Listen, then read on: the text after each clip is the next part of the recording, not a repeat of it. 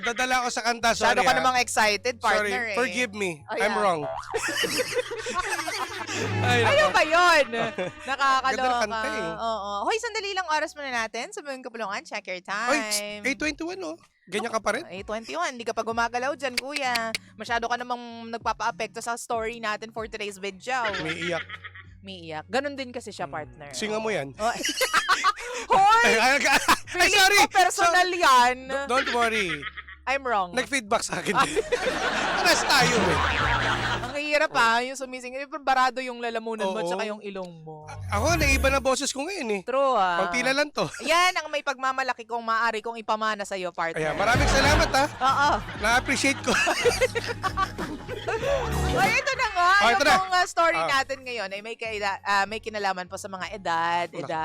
Wow, dinoble mo pa, tapos nakatingin ka sa akin Ay, ha. hindi naman. Partner, syempre kailangan I have to make ano man tawag dito? I'm just kidding. Pagdiinan. Kailangan ko ipagdiinan yung problema natin. Yes, You know, older is older. Older, di ba?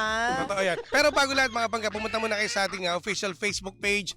Live na ba tayo? Live na tayo. Energy FM 1067 at sa TikTok partner. Yes, Energy FM 1067. And don't forget, pwede po kayong mag-send in ng inyong mga messages sa aming cellphone. Yung number namin ni Jim, i-save nyo na dapat. 0945 367 87 92. Ayan, ang aming number panggaha. Huwag po kayong malilito. Oo, ito yung sinasabi ko, partner, kanina sa ating live sa digital sa Facebook, no? Na May December Love Affair. Yun pala yun. Yes. So, talagang malayo ang agwat. Sobrang layo, alam mo. Ilang years ba nabilang mo? 20 years. Okay. Oo. Mas maintindihan ko pa yung sa parents ko, 10 years eh. Oo. Alam mo naman yung AirPod ko, talagang ano yan. Ay, may ano ko dyan. Meron ako ma-advise din talaga maayos. Ano yan, partner? Kasi nag-usap ka ng parents ko. Pero alamin muna natin, ang ating letter sender ay si Bonoy. Bonoy. Bonoy. Muntik ng maano. Boknoy. Boy! Mali! Mali! Si Bonoy, no? Si Bonoy. Yan ang hirap talaga kapag bata, no? O mas kumbaga ilang taon din ang agwat natin sa ating jowa o sa ating napangasawa, True. no? Well, para sa akin kasi sa mga ganyang bagay, Bonoy, no?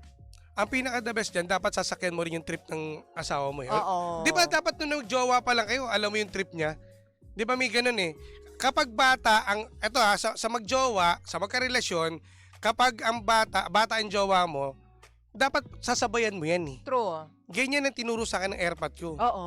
Hindi ka po pwedeng, kasi syempre ilang taon din ang agwat, 20 years sa'yo sa parents ko 10 years lang eh. Oo. Yung sa 20 years talagang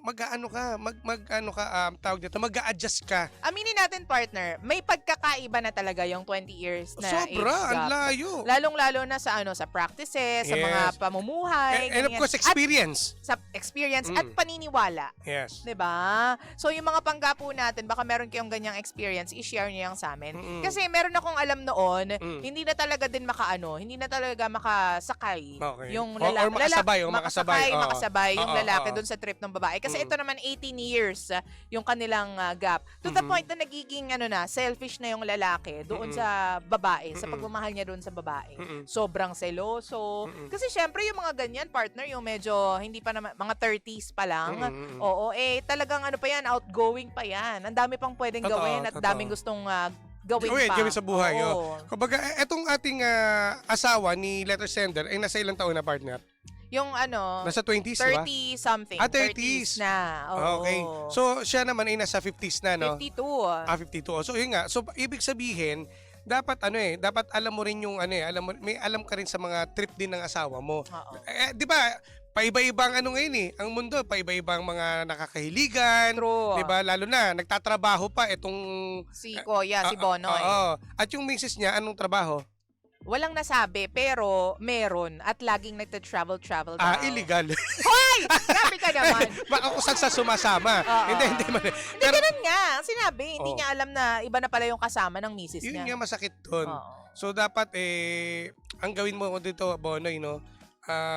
Mag-usap kayo, no? At alamin mo, ano ba tayo talaga? Kasi the more na tumatanda ka, nasa 50s ka na eh. Siyempre. Medyo, medyo, sorry for the word nagiging KJ na tayo eh. Killjoy. Oo, nagiging killjoy tayo kasi hindi natin nasasakyan yung mga trip ngayon ng mga mas bata sa atin. True. Doon natin ihalin tulad. Totoo. Yan na nangyayari. Oo, no? Huwag ka na lumayo, di ba, yung experience mo? Kasi parang anak niya na halos, partner, gano'n na yung edaran eh. Pero when it comes to advice, talagang all out at maraming experience, maiintindihan naman ng asawa niya yun. Sa tingin ko, partner, from the very beginning, dapat alam nila na may differences silang dalawa when it comes to mga hilig at mga, anong tawag dito, yung mga practices ba? Yung lifestyle lalong-lalo na. So, dapat una pa lang nag-usap na sila. Yun ay kung talagang sincere sila sa pag-iisang dibdib nila. Kasi nagpakasal sila eh. Yun nga lang, yung isa, parang na-realize na, teka lang, ano pa pala, there's more to life than just being married to this guy. Alam mo, isa lang nakikita ko, gusto kong pasukin yung butas ng karayom para malaman ko kung ano yung pinaka nagiging problema sa mag-asawa eh. Alam mo, tingin ko bengbang eh. Alam mo bakit? Bengbang agad? Hindi, alam mo bakit? Grabe ka Hindi, alam mo naman. bakit? Pag mga naganyan sa 50, hindi na masyado active yan eh. Pero, amoy-amoy lang yan. Sorry, partner. sasampalin talaga kita, G. Hindi lang talaga. Ibig sabihin, hindi active. So, kaya nga... Amoy-amoy.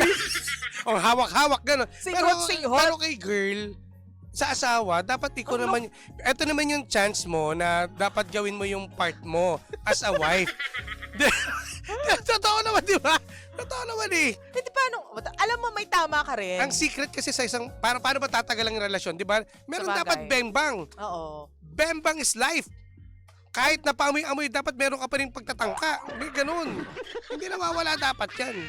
Alam mo, ang masama nga dito, kumbaga nakakilala nga ng iba eh. Oh, diba? So who Aktibo knows? yun. Tapos Aktibo yung medyo partner. kaedad niya. Oh, yan ang sinasabi So who ko. knows kung ano yung performance nitong, diba, Ay. nitong lalaki na to. Alam mo dun pa lang sa part na yun, dapat kapag nagpakasal kayo, alam mo na forever and ever, ito na yung magiging partner mo. Pero kasi, it's a different case dito kay ate. Kasi parang nagpakasal siya para lang makuha yung mga luho. Oo, yan, ginamit. oo. Ito yung literal na ginamit lang si kuya dahil may pera siya. Sorry ilang years na silang mag-asawa? Mga sa 3 to 5 years na yata. Oh, medyo bago-bago pa lang pala Bago-bago. eh. Kaya pala.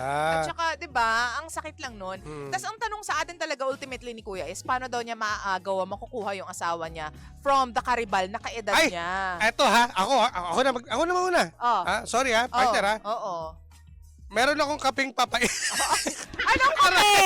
Aray ko. Sasampalin Ang kita, Jim. mga nakakaalam nito, yung aking mga matitinding kaibigan, partner, ito lang ha. I-PM mo ako. Ano to? Bibentahan mo to. Sheena! Hindi. nga. Hindi, dapat maging aktibo ka. Dinamay mo pa si Sheena. Napapasok tuloy nang wala sa oras. Maging aktibo ka pa rin, partner. Yun lang. Tapos... It's not all about chorba, partner. Hindi, maging aktibo ka sa lahat. I mean, makisabay sa trip ng asawa mo. Lumabas kayo. Di ba dapat there's something new. Hindi lang nakabaon kayo sa ganitong memories na lang na palabas ka, kain ng ganyan. Dapat may iba adventure. Dapat yun ang gusto niyo ng mga kababayan. Alam mo, kahit pang anong adventure ang ibigay mo sa babae niyan, kapag may natikman na siyang iba at mas magaling yung natikman niya kaysa dito kay Kuya na asawa niya, hindi na yan babalik. Ay, daanin mo sa amoy. Ay, maniwala ka. Oo, hindi. Nako, marami Hindi na totoo. pa. Yun ang katotohanan ng life. Kuya, in the first place, hindi mo kailangan maghabol at hindi mo kailangan kunin yung asawa mo. At hindi karibal ang tawag dyan because in the first place, walang kompetisyon dahil mag-asawa na kayo. Yes. Kumbaga, mali lang talaga itong misis mo. Kung gusto mo, kasuhan mo yung misis mo. Ayan. Diba yun ang totoo, partner? Kung meron ka mga ebidensya, huwag ka magmukmuk dyan. Pero kasi feeling ko masyadong mabait tong si Bonoy eh. Mabait, Gusto niya pa rin na in love sa kanya yung misis niya. Pero what if dead end na? What if 'di ba, parang hindi na masusolusyonan because wala na parang high na si ate eh. Hindi, mag-usap na lang muna sila na seryoso. Ngayon, kung ano mapagdedesisyonan nila, di respeto lang sa bawat isa. Sa bagay. Ganun lang, mag-usap kayo kasi hindi pa pwedeng agad, demandahan ka agad. Sa bagay. Wala kang evidence. Evidence dapat pa. kailangan talaga is pag-usapan niya, baka mamaya maayos naman, no? Baka mamaya kasi masabi rin ng babae, ng asawa niya, yung mga kumpat niya nagagawa to, may mga pagkukulang na pwedeng pagpunan pa ulit at kausapin siya at gawin ulit. Hindi pa uli lahat eh. Tama. At si Bonoy, huwag kang buknoy. Huwag kang sumuko. Ha? Gawin mo lahat para dun sa misis mo. Kasi alam mo yan, partner, kapag tayo mga may edad na masyadong emotional, kumbaga parang, hindi, paparaya ko na siya. Hindi, pababayaan ko na lang siya. Paano kung nasasaktan naman talaga si Bonoy? Yun tayo, feeling strong. Huwag kang ganon. Dapat niya, daanin sa usapan at kung ano mapagdidesisyonan, respetuhin natin ang bawat Alam mo, ako, ang maipapayo ko kay Bonoy, Bonoy, magpayaman ka pa ng magpayaman. For sure, Tapos, sige, maghiwalay na kayo, tapos magpayaman ka lang. Tapos, look at me now, ganyan. Tsaka wag ka magpaparamdam na mayroon kang may mga masasakit sa part mo, gano'n. Ako, baka mamaya. Hindi kasi di ba gano'n, partner eh. Dapat yung vitamins ka, maintenance mo. Tingnan mo rin yung mga iniinom mo ha, na binibigay sa kanya. Alam mo, partner, sa totoo lang, no, kapag yung partner mo is mas matanda sa'yo, tapos nagsimula ng dumaing, ng sakit na ng likod ko. Ayan, ako. Tumatanda na yata ako. Minsan kasi, Isa rin sa baby kasi natin yung mga ganyan. Hindi, kumbaga parang ang tingin is, ano ba yan? Ang tanda na ng oo nga, partner diba? ko. Paano to? Gusto ko pa man din mag-volleyball sa beach. Volleyball sa beach! Baka sabihin, palyado na to. Mukhang hindi na. Hindi, wag ka ano ko lagi, mag-exercise, hindi dapat pa uli. Dapat magpalakas kayo. Palakas ka. Oo. Alam mo, isa sa nakadagdag yung nakapanghina, yung stress eh. Stress. Diba, kung gawin mo masaya, magpakasaya ka, okay, mag-practice ka muna sa iba. Hoy! Ano ba yun? Mag-exercise, partner. O, diba? mag-gym. Para makita na, wow, macho mo ngayon ha. Sawa ko. Sabi, ang laki ha. Ano ba? Ang muscle, di ba? At saka alam mo, Bonoy, kung may pera ka naman, gumamit ka na ng tulong ng siyensya, puntahan mo si Doc Ay, Laren. totoo. Diba? Tapos kung may pera ka naman, PM mo ako.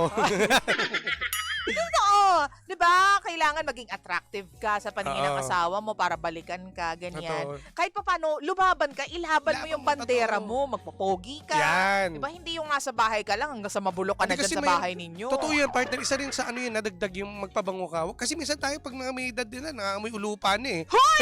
Ano ba yun? Kailangan talaga magpabango ka. Ipakita mo sa kanya na hindi ka amoy pamada. Diba? Dapat yung mga amoy diba yung mga ano kasi yung mga edad din na papagganyan eh. Yung mga gumamit ka ng mga wax, ganyan. Yung mga medyo pang teenager, ganyan. At saka, 'di ba, maging active lifestyle. Yan. Hindi yung tipong nakikipag-inuman ka lang sa mga kumpare mo. Oo. Tapos pinag-uusapan nyo, yung mga parte pinag-uusapan nila, may rayuma ka na ba? Yung mga manok-manok ninyo. Yan. Anong pakain mo sa manok mo? Nakakaloka. Hindi, 'di ba? Kailangan kahit papaano i-level up mo ng konti yung lifestyle mo. Okay naman na makipag-inuman sa mga kumpare, pero umanap ka ng ibang trip sa life. Yan, tama. 'Di ba? Na makakasama etong misis mo. Kung gusto niya sumama. At makaka-relate. Oo, tama. Yan, kung talagang ayaw na bumalik sa inang misis mo, baka it's time to be friends with somebody else na rin. Totoo. Diba? Ako, sinasabi ko sa'yo talaga, PM mo. Kasi isang linggo talaga. Isang linggo. Bonoy, nako. Sabi ko sa'yo, mapapa-ali rice ka. Ali rice. Isang linggong, galit si Manoy. O yan, oo. Mais ka, ha? Hoy! Hindi pa huli. Pero ang katotohanan ng life, mag-usap kayong dalawa. Yun lang naman. Nag-usap kayo kung anong gagawin ninyo because nasasaktan ka na sa ginagawa ng misis mo. Yes. Maging transparent ka with her. Dapat maging open kayo sa isa't isa. Minsan kasi talaga, dapat pilitin mo hanggat hindi niya sinasabi. True. Kumbaga parang ibig sabihin, di ba, may mga gusto si misis mong ganitong gawin, hindi niya nasasabi dahil nga nahihiya. Pero kung ikaw yung nasa ganyang sitwasyon, papabayaan mo lang ba si misis? Hindi, kausapin ko. Ano bang trip mo? Paano kung ayaw na niya talaga? Di wag. O ganun lang naman mo. Pababayaan mo na lang. Kung ayaw mo mag-open sa akin, ano pa silbi ko? Diba? So, mag-level up ka ng lifestyle. Mag-iba akong aayusin mo yung sarili mo. Mag-iba akong lifestyle, lahat. Ayusin ko tapos kung ano yung mga in ngayon. Kaya nga yung mga suotan natin ngayon, partner, hindi pa pwede tayo magpapaulit sa mga Gen Z. At saka yung mga sayaw mo, hawak ng beat. Kahit na yung, sobra talaga. Kahit na lumalagotok na yung mga buto-buto ko dyan, pero kailangan mo talaga maging malakas. Kasi nga, the more na pinapakita mo at nagiging malakas, kumbaga the more na, flexible, hindi ka tatamaan ng mga sakit. Tanda mo lagi yan. Totoo. Kaya tingnan mo, yung mga gwapo pa rin kahit may edad na Albert Martinez. Ay, kala ko sasabihin mo. Hindi, wala kang edad, partner. Ano ka ba? Ang bata mo ba? Wala pa, pero... Wala pa. Wala ka pa dun. I'm getting there. Hindi, sa totoo lang, di ba? Yung mga the looks of Albert Martinez. Ito yung mga Ian Veneracion. Ang tawag din, dad bod. Oo, di ba? Talagang inaalagaan yung sarili nila. Kaya ikaw dapat ganun ka rin, kuya. Lalo na kung may pera ka naman. Huwag ka magpapahuli. At ito, advice lang para sa mga may asawa naman. if you're married, nako, stay attracted to your partner. Diba? Wag naman natin silang, nung una, saya-saya nyo, tapos bigla nyo na lang iiwan kapag nalaman mo at nakakita ka ng somebody who's better than your partner. Yes. Wag naman ganun. Diba? Ang lahat ng bagay ay nadadala sa usapan. Ano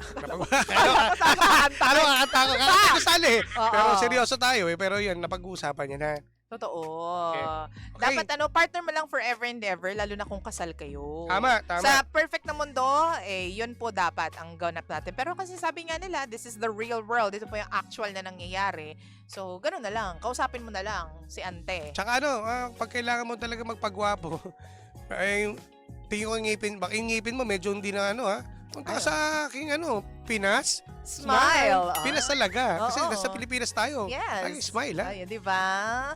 Anyways, ituloy po natin yung kwentuhan sa ating digital space. Nandiyan po yung Energy FM 1067 sa Facebook. At sa TikTok, Energy FM 1067. Babay po muna sa mga nandyan po sa radyo. Tuloy-tuloy pa rin pantugtugan po natin. Dito lang yan sa number 106.7 Energy FM. Panggawag ko sabing radyo. Sabihin mo! Energy! DJ Lindsay at DJ Jimbo.